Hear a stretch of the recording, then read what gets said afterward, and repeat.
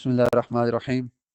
صلی اللہ علیہ وسلم۔ آج کا جو ہمارا سبق ہے کہ لفظ اللہ کس سے مشتق ہے، اور اس کے لفظ اللہ جس سے مشتق ہے، پھر اس کے مشتق منہ کے بارے میں جو 7 قول ہیں وہ ہم آج بیضاوی شریف کی روشنی میں پڑھیں گے۔ امام بیضاوی نے 7 قول نقل کیے ہیں۔ لفظ اللہ الہ سے مشتق ہے، اور الہ جو ہے جن سے مشتق ہے وہ 7 قول نقل کیے ہیں، ٹھیک ہے۔ اب لفظ اللہ جو مشتق ہے نا وہ ہے الہ سے۔ ہم نے خلاف قیاس حمزہ کو حذف کیا اور اس کے بعد الف لام احد کا لے آئے، تو اللہ ہو گیا۔ الف لے آئے، 7 لام آئے، پہلے ایک لام تھا، دوسرا لام اور ایک الف لے آئے، آخر میں ہا ہے، تو الہ سے اللہ ہو گیا، اور جو پہلے حمزہ تھا اس کو ہم نے خلاف قیاس حذف کر دیا۔ تو الہ جو ہے ہر معبود کے لیے بولا جاتا تھا، جب ہم نے الف لام احد خارجی کا لے آئے شروع میں حمزہ کو حذف کیا، تو اب خالصتاً معبود برحق کے لیے جو ہے وہ خاص ہو گیا، یعنی رب تعالیٰ کی ذات کے لیے، باقی سارے معبود بت شت یہ سب کچھ نکل گئے، ٹھیک ہے۔ اسی کو امام بیضاوی رحمۃ اللہ علیہ نے متن میں ذکر کیا ہے، فرمایا واللہ، اور اللہ اصل اس کی اصل الہن ہے، فحذفت الحمزۃ، اور حذف کیا گیا حمزہ کو، عوض انہل الف واللام، اور عوض لایا گیا اس کے الف اور لام کو، وکذالک اسی طرح قیل کہا گیا یا اللہ بالقطع، حمزہ قطعی کے ساتھ بھی کہا جاتا ہے، اللہ مگر یہ کہ انه بے شک مختص ہے یہ معبود بالحق کے ساتھ، جو الہ ہے فی الاصل میں واقع ہوا، یقع علی کل معبود، واقع تھا ہر معبود کے لیے، ثم پھر غلب علی المعبود بحق، پھر غلبہ دیا گیا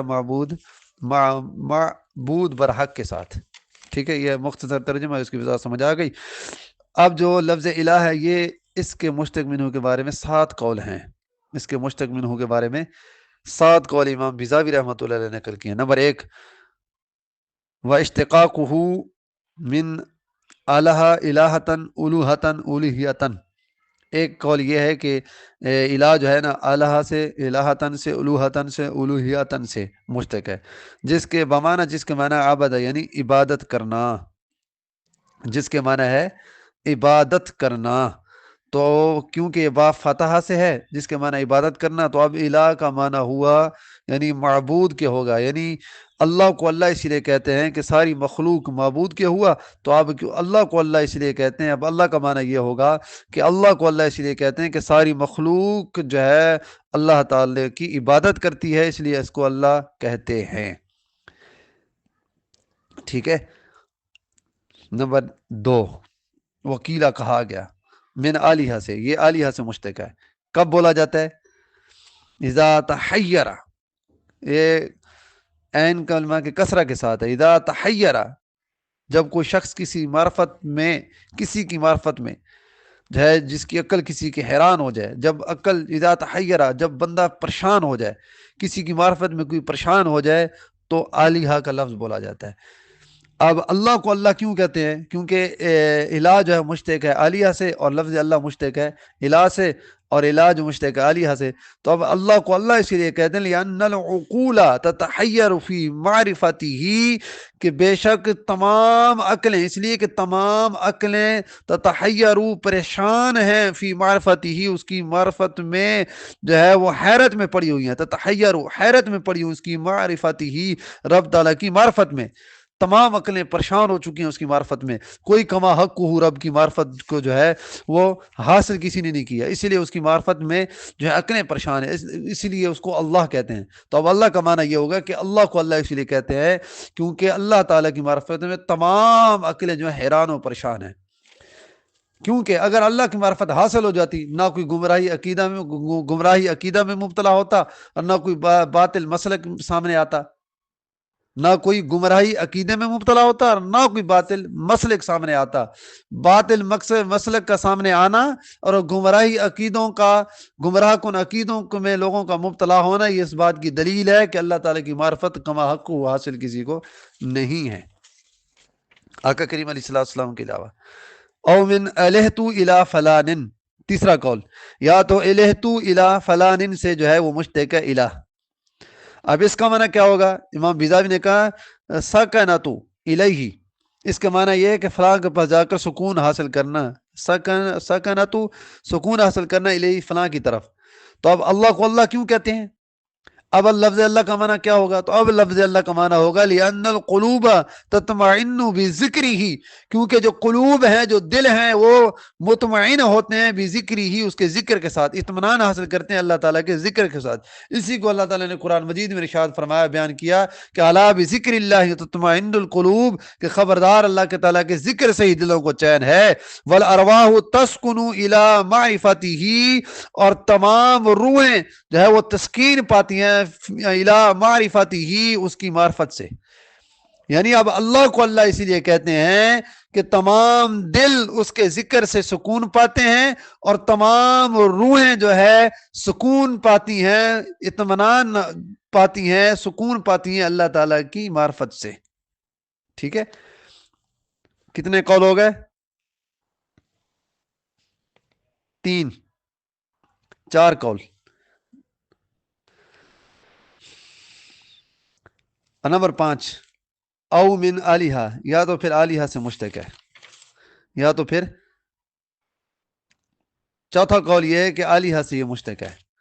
جس کا معنی ہے اذا فزع من عمر، اذا فزع من عمر، مصیبت سے گھبرایا جائے، یعنی مصیبت سے گھبرانا۔ اذا جب فزع کوئی گھبرایا جائے، من عمر کسی امر سے، نازل علیہ جو اس پر نازل ہوا ہے، یعنی کوئی نازل شدہ مصیبت آنے پر بندے کا گھبرا جانا، اس وقت بولتے ہیں آلیہا۔ ٹھیک ہے نا؟ وَإِلَٰهُ غَيْرُهُ، اور اس وقت بولا جاتا ہے جب اس سے گھبرائے ہوئے کو کوئی دوسرا بندہ پناہ دے۔ وَإِلَٰهُ غَيْرَهُ، اور پناہ دے اس کو، غیرہو اس کا غیر، اجارہو اس کو پناہ دے اس کا غیر۔ اِذِ الْعَائِذُ يَفْزَعُ إِلَيْهِ، تو اب خدا کو خدا اسی لیے کہتے ہیں کہ وہ پھر پناہ ڈھونڈے، یعنی جو مصیبت زدہ ہے، ذل عائز، یعنی جو مصیبت زدہ ہے، جس پر مصیبت نازل ہو چکی ہے، یفزع الیہ، جو مصیبت جس پر نازل ہو چکی ہے، وہ یجیرہ حقیقتاً، وہ پھر پناہ لیتا ہے کسی کی، یفزع الیہ، اس کی طرف پناہ ڈھونڈتا ہے، مانگتا ہے پناہ۔ وَيُجِيرُهُ حَقِيقَةً أَوْ بِزَعْمِهِ، تو اب اللہ کو اللہ اس لیے کہتے ہیں کہ جب مصیبت شدہ بندہ، جب پریشانی جو اس پر نازل ہوئی ہے، جو مصیبت اس پر نازل ہوئی ہے، اس پر سے گھبرا کر جو بندہ اللہ تعالیٰ کی بارگاہ میں پناہ ڈھونڈتا ہے، وَيُجِيرُهُ، تو وہ اس کو اپنا پناہ دیتا ہے، حقیقتاً پناہ دیتا ہے، یعنی جو حقیقتاً ہے، او بزعمہ، یا اس کے جو ہے گمان کے مطابق پناہ دیتا ہے، یا تو حقیقتاً پناہ جو اللہ تعالیٰ عطا کرتا ہے وہ پناہ، یا تو پھر اس کے گمان کے مطابق کہ وہ کون سی کیا پناہ چاہتا ہے، کیا پناہ چاہتا ہے وہ، اور کیا جو ہے وہ اللہ تعالیٰ سے پناہ جو ہے وہ حاصل کرنے کے پے در پر ہے، اس کے وہم و گمان کے مطابق اللہ تعالیٰ اسے پناہ دیتا ہے، اس مصیبت کو دور کر کے پناہ دیتا ہے، اور اس کے گمان کے مطابق یہ حقیقتاً۔ اب اس کی میں تشریح کروں تو بہت لمبی بات ہو جائے گی، اس لیے میں نے یہاں پر اتنے پر ہی اتفاق کیا۔ اور 5واں قول یہ ہے کہ یہ بھی او من آلیہ الفصیل، یا آلیہ الفصیل سے جو ہے الہ مشتق ہے۔ اذا اولع بعمہ، یہ اس وقت کہا جاتا ہے کہ جب اونٹ کا بچہ اپنی ماں کو چمٹ جائے، اذا جب اولا چمٹ جائے بچہ بعمہ اپنی ماں کو، تو پر اللہ کو اللہ کیوں کہتے ہیں کہ زنا عبادو، یعنی عبادت کرنے بندے مصیبت میں گڑ گڑا کر، مولعون بتضرع، بندے مصیبت میں گڑ گڑا کر خدا کی رحمت سے چمٹ جاتے ہیں، بتضرع چمٹ جاتے ہیں، الہی اس کی طرف، یعنی اس کی رحمت کی طرف، فی الشدائد شدید پریشانیوں میں بندے جو ہے اس کی رحمت میں چمٹ جاتے ہیں۔ تو اب اللہ کو اللہ اس لیے کہتے ہیں کہ مصیبت میں بندے اللہ تعالیٰ کی رحمت سے چمٹ جاتے ہیں، اور اللہ تعالیٰ کی رحمت جو ہے اپنے آغوش میں ان کو لے لیتی ہے، اس لیے اللہ کو اللہ کہتے ہیں۔